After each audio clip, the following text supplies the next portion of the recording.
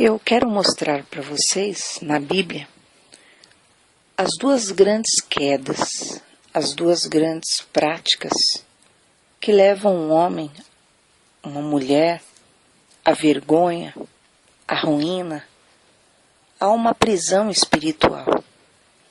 E a Bíblia diz: conhecereis a verdade, e a verdade vos libertará. Então há muitas pessoas no erro, às vezes até porque não compreendem a sua situação moral, espiritual diante de Deus. Nós vemos no livro de Jeremias, capítulo 2, Deus rendo o seu povo pela infidelidade. Fala que o seu povo trocou a sua glória pelo que não tinha proveito nenhum. O povo havia se afastado de Deus e estavam trocando a glória de Deus, a presença, a segurança, aquilo que é a satisfação que Deus traz, por engano, por coisas inúteis. E ainda endureciam o coração dizendo: nunca mais tornaremos para ti. Estamos andando à vontade. Pode ler lá, Jeremias 2:31. Por que diz meu povo: andamos à vontade, nunca mais tornaremos a ti? E Deus, como um pai de amor, ele muitas vezes menciona no próprio livro de Jeremias, do profeta, no capítulo 2, ele fala: olha, eu te plantei com uma semente verdadeira.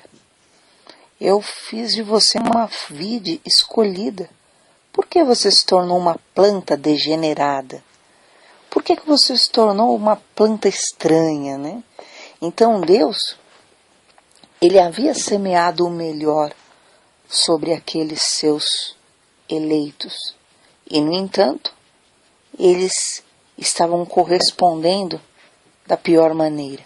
Estavam devolvendo a Deus o mal, devolvendo a Deus a rebeldia, devolvendo a Deus aquilo que eram sentimentos ruins, o desprezo. Se você ler no Jeremias 2, começa dizendo: eu me lembro de você, do carinho da tua juventude, do teu amor, quando você andava após mim, em uma terra não semeada. E você vê que Deus começa a falar do começo, né, da formação daquela pessoa, como aquela pessoa era uma pessoa aberta, sensível, e andava após o Senhor. Mas eles se tornaram vítimas, se tornaram prisioneiros de variadas circunstâncias. Primeiro, porque deixaram ao Senhor. Então, tornaram-se presa fácil. Se você ler o versículo 14, o Senhor diz: por que veio a ser presa? Por quê? É um filho de escrava?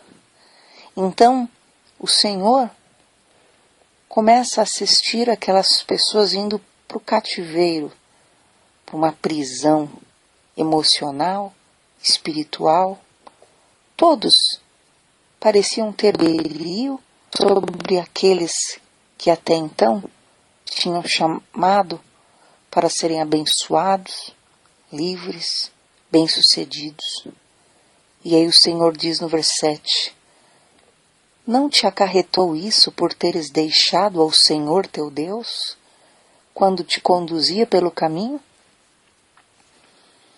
Então o primeiro erro que leva à ruína é quando o homem endurece o seu coração e ele deixa Deus, quando Deus o está conduzindo pelo caminho. Ele abandona a sua fé, a sua vida com Deus, quando o Senhor está guiando. Às vezes, neste meio caminho, no meio dessa caminhada, as coisas não são fáceis realmente. Se você vê aquele homem que queria a cura do seu filho, Jairo, ele começou a andar e no meio do caminho vieram más notícias. Olha, não incomode o mestre, seu filho está morto. No meio do caminho, muitas vezes, você recebe variadas pressões para que você desista, para que você abandone a tua fé, abandone Deus. E é isso que tem ocorrido com muitas pessoas. Elas têm deixado ao Senhor no meio do caminho. Aquele homem chamado Jairo, ele olha para Jesus assustado no meio do caminho, quando ele recebe aquela notícia, e Jesus diz para ele: não temas, creia somente. E eu quero profetizar esta palavra na tua vida hoje. Você está caminhando com Deus e repentinamente tem sobrevindo variadas e difíceis situações, como aqueles discípulos que precisavam atravessar para o outro lado da margem, estavam no meio do caminho e sobreveio tempestade. Mas o Senhor está te dizendo, como disse aqueles homens: não temam, homens de pequena fé. Por que duvidais? Não duvide, continue caminhando com Deus.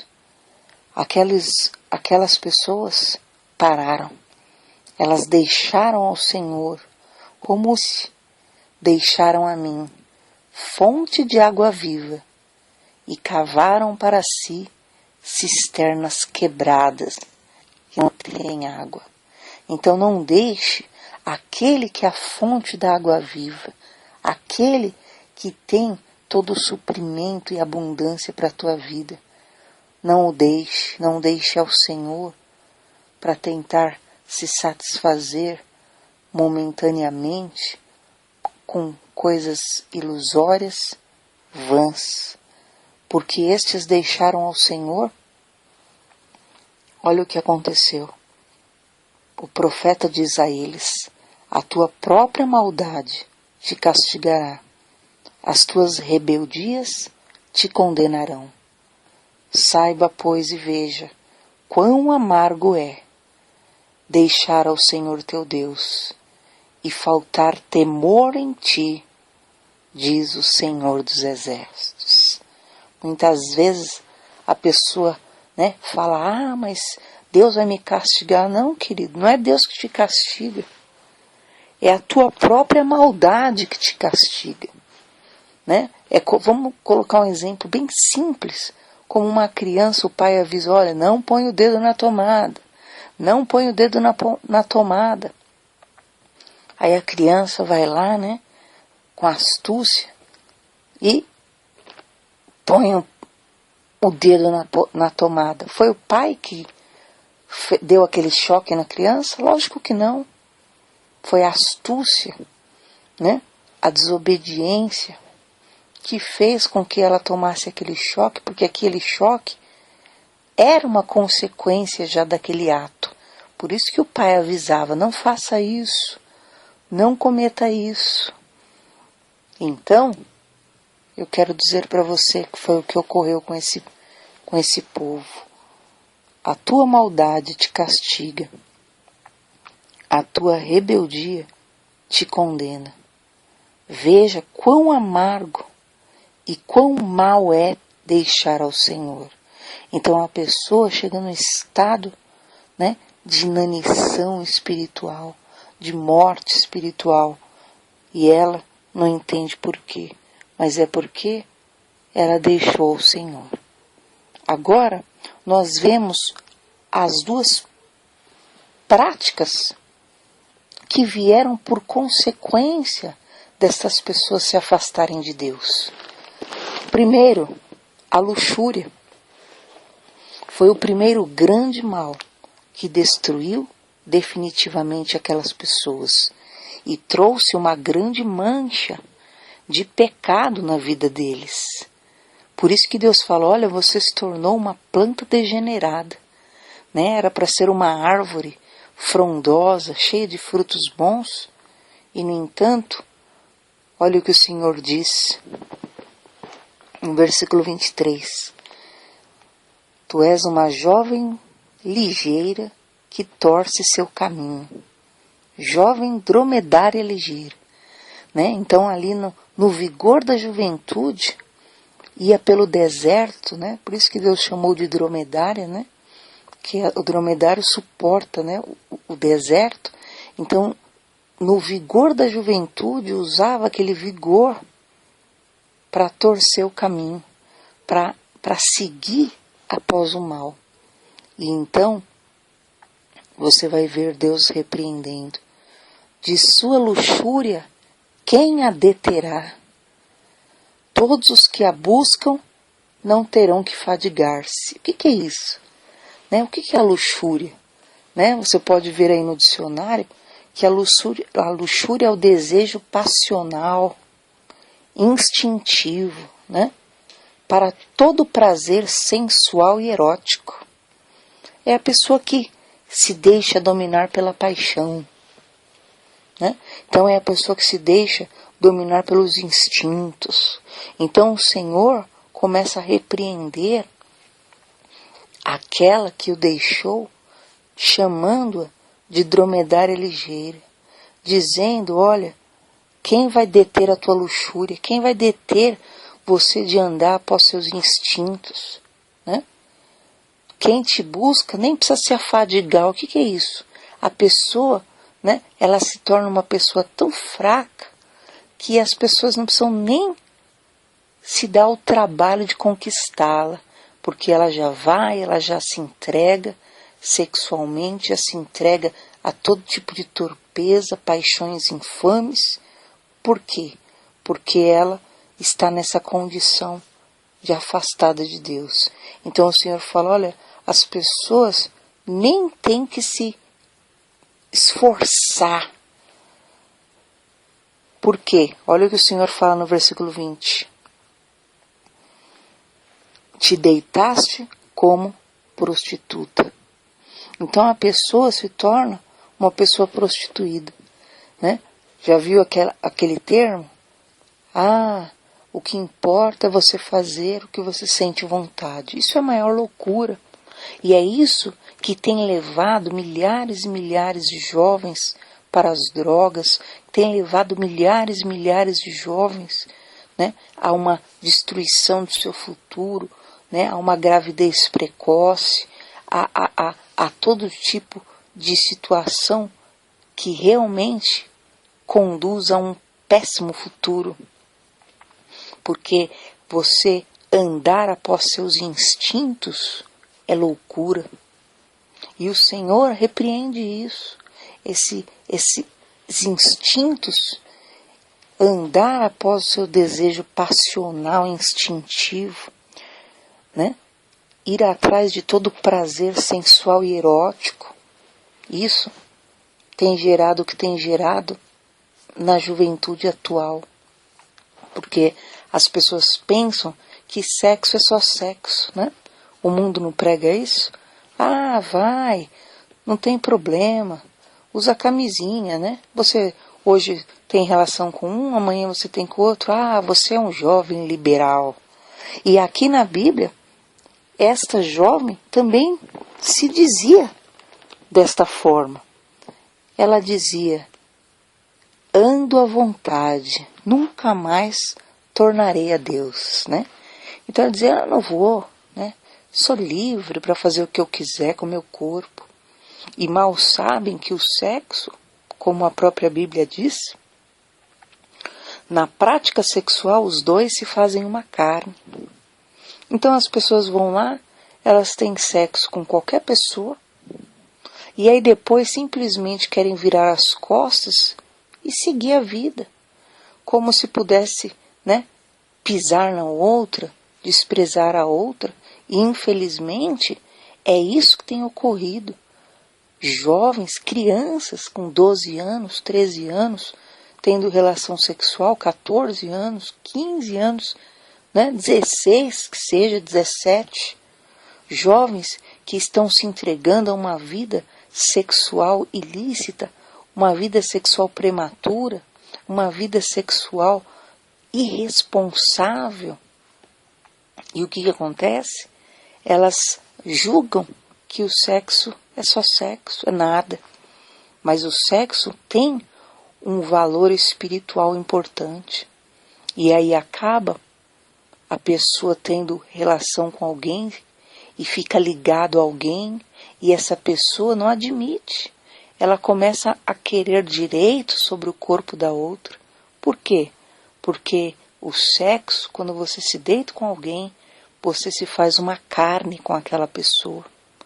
E por isso que você vê esses acessos de loucuras que têm ocorrido na Terra, né? Que um se julga o que é dono do outro. Um se julga, então você é meu, você tem que ser meu. Porque na verdade o sexo tem que ser responsável. O sexo tem que ser feito dentro de uma aliança, de um casamento. Para quê? Para que na verdade haja uma responsabilidade por aquele ato. E um realmente pertence ao outro. Então, não entre nesse sentimento louco que o mundo tem anunciado. Deite-se com todo mundo, né? Não é assim? Hoje você vê uma propaganda de iogurte e você vai ver lá que fala que faz bem para uma vida sexual ativa. O que tem a ver uma coisa para outra? Né? É porque, na verdade, o mundo ele quer pregar realmente a promiscuidade. Ele quer pregar aquilo que é contra o melhor de Deus para a vida de uma pessoa, mas que leva o jovem a uma decadência. Por isso que você vê o Senhor dizendo: quem vai deter a sua luxúria? Né? Quem te busca te encontra. Mas o Senhor diz: guarda os teus pés de andar descalço. O que é isso? A Bíblia fala que nós temos que nos calçar com o Evangelho. Então calce, viva a sua vida fundamentado na palavra de Deus. Siga com tua vida fundamentado no Evangelho de Jesus. Porque os conselhos que Deus te dá é para o teu próprio bem. É para garantir o teu futuro. É para garantir que você vai ser uma pessoa realmente resolvida. Então, você que tem se entregado a uma vida de promiscuidade, de prostituição, você que tem se entregado a uma vida, né, de imundícia, né? E aqui diz: a mancha do teu pecado permanecerá ainda diante de mim, diz o Senhor Deus. Ainda que te laves com salitre e amontoes sabão sobre ti, né? Então, a vida promíscua é muito mais do que você ir lá e tomar o seu banho. Aquela promiscuidade, aquela sujeira, ela na verdade permanece sobre ti.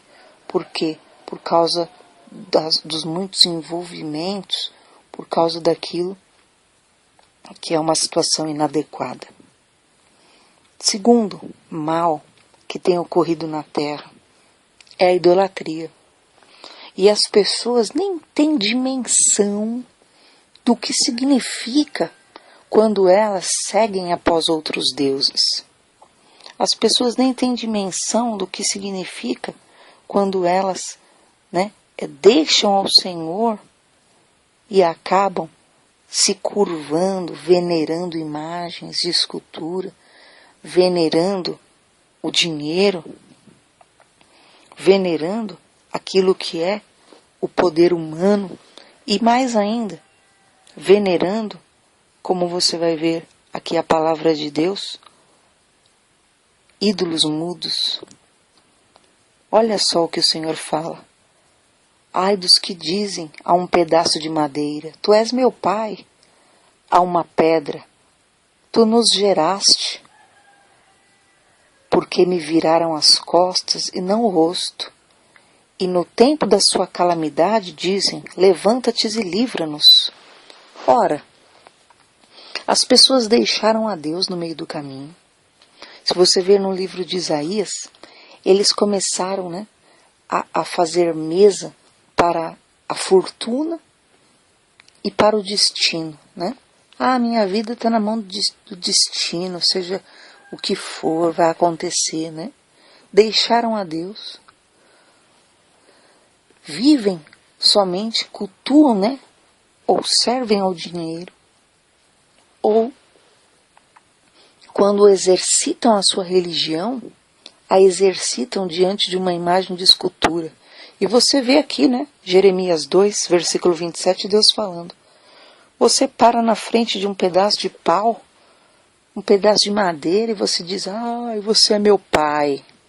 Você para diante de um pedaço de pedra, e você fala, oh, amada, me abençoa.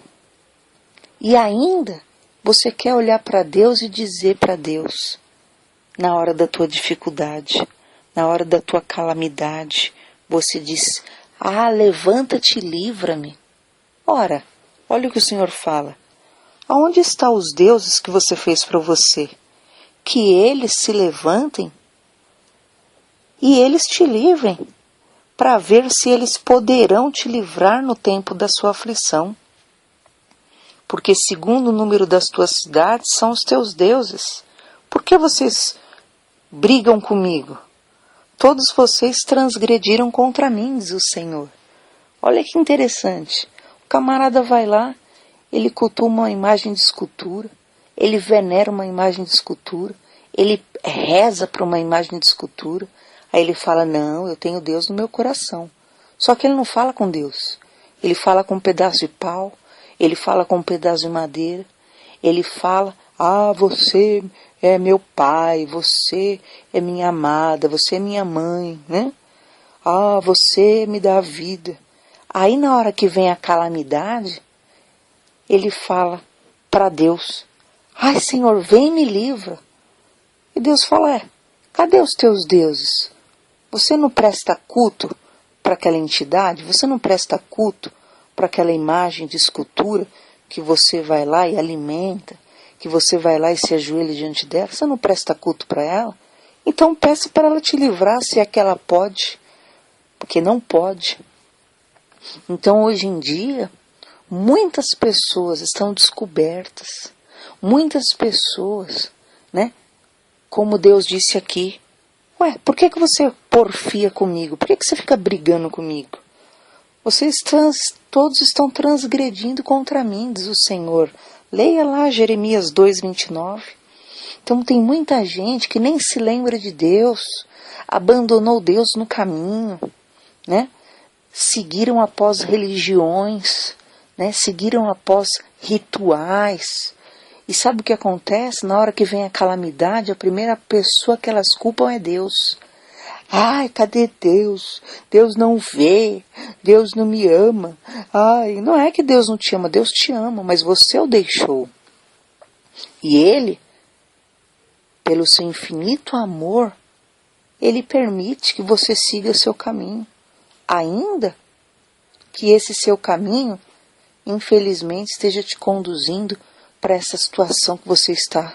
Por isso que Deus fala, porventura, né, tudo isso que tem te acarretado não é porque você deixou o Senhor quando Ele te conduzia no caminho? Né? O Senhor, Ele quer conduzir-nos. O Senhor, Ele quer nos livrar nesse tempo de crise, nesse tempo de tanto assassinato, de tanta maldade na terra. Mas você se lembra de falar com Deus? Né? Você cultua a Deus? Ou male você vai lá e faz um sinal da cruz diante de uma imagem de escultura, de gesso, de madeira, de pedra? Querido, Deus não está lá. A Bíblia fala, eleva os meus olhos para os montes, de onde me virá o socorro? O meu socorro vem do Senhor que fez os céus e a terra. Então, se você quer o favor divino, passe a buscar ao Deus Todo-Poderoso, Criador dos céus e da terra. Passe a buscá-lo em o nome de Jesus. Comece a invocar o nome do Senhor, porque a palavra de Deus diz: aquele que invocar o nome do Senhor será salvo. Se com tua boca confessares que Jesus Cristo é o Senhor, e em teu coração creres que Deus o ressuscitou dentre os mortos, você será salvo. Agora você anda após tua religião, né? Após a religião que é modismo, após a religião que é conveniente, que não te gera nenhum tipo de perseguição, e aí na hora da calamidade você quer culpar Deus por este mal? Não. Você não buscou a Deus, você não consultou a Deus, você não tem buscado a proteção divina, e nós temos visto que pessoas têm sido pegas de surpresa. É muito triste isso. Lares têm sido destruídos repentinamente. Pessoas que são boas até em si. Mas, queridos, o mundo jaz no maligno e o diabo veio para matar, roubar e destruir. Ou você se cobre da presença do Senhor, como diz a palavra de Deus, aquele que habita no esconderijo do Altíssimo, à sombra do Onipotente descansará. Direi do Senhor, Ele é meu refúgio, meu baluarte em quem confio. Ou você se refugia em Deus, ou, querido, sinto dizer que o mal, como ocorreu no tempo de Jó, né? O mal anda rodeando a terra. Então, não seja uma pessoa que fica andando após engano, andando após mentiras, vai lá, né, andando após a luxúria, andando só após os teus instintos carnais, né, ou andando após um culto vazio, frio, religioso, porque a religião não pode salvar ninguém. O único que pode nos salvar é o Senhor. E esse versículo de Jeremias, capítulo 2, versículo 27, diz tudo. O Senhor fala, você diz ao pedaço de madeira, ah, você é meu pai. Você diz ao pedaço de pedra, ai, você me gerou, você vira as costas para mim, e não o rosto. E na hora da tua calamidade, você pede para eu te livrar. Peça a esses deuses que você tem servido, esses deuses que você fez para você, que eles se levantem para ver se poderão te livrar na hora da tua aflição. É lógico que não poderão, porque nada são, como diz a palavra de Deus. Eles têm olhos, mas não veem, têm ouvidos, mas não ouvem, têm mãos, mas não apalpam, têm pés, mas não andam. Nada podem fazer, e se tornam semelhante a eles, os que os fabricam, os que os cultuam. E eu quero dizer para você em nome de Jesus, não sei qual é a sua religião, não importa qual seja a sua religião, ou você corre para os braços de Deus, ou você passa a buscar a Deus, invocar o nome do Senhor, ou você passa a buscar a vontade de Deus, ou você está só diante desse mundo para enfrentar esse mundo. E esses deuses de madeira, de gesso, que você insiste em cultuar, em servir, esses deuses feitos pelas mãos dos homens, que você diz, ai, é só meu intercessor. Que isso é intercessor, querido? Isso é um pedaço de madeira, isso é um pedaço de gesso. E você está pedindo para esse pedaço de madeira, esse pedaço de gesso, e a Bíblia fala, nada são os deuses desta terra. E sabe o que acontece? Você está pedindo para eles, como eles não são nada, está ficando por ali mesmo as suas petições, suas lágrimas. Por isso, leia Êxodo 20 na sua casa. Não farás para ti imagem de escultura. Não te ajoelharás diante dela, não a cultuarás. Desperta, você que dorme, e Cristo te esclarecerá.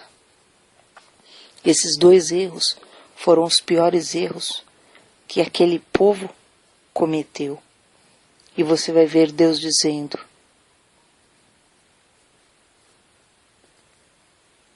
Em que eu errei? Por acaso eu fui um deserto? Uma terra escura? Por que meu povo se afasta tanto de mim? Pode uma donzela se esquecer do seu adorno, a noiva, mas o meu povo se esqueceu de mim por inumeráveis dias. E eu quero que você olhe para o teu coração, para a tua alma e reflita. Você tem lembrado de Deus? Ou só na hora que acontece alguma coisa ruim, você culpa a Deus? Por isso que Deus falou, por que você está brigando comigo? Todos vocês transgrediram contra mim. Então, para de brigar com Deus.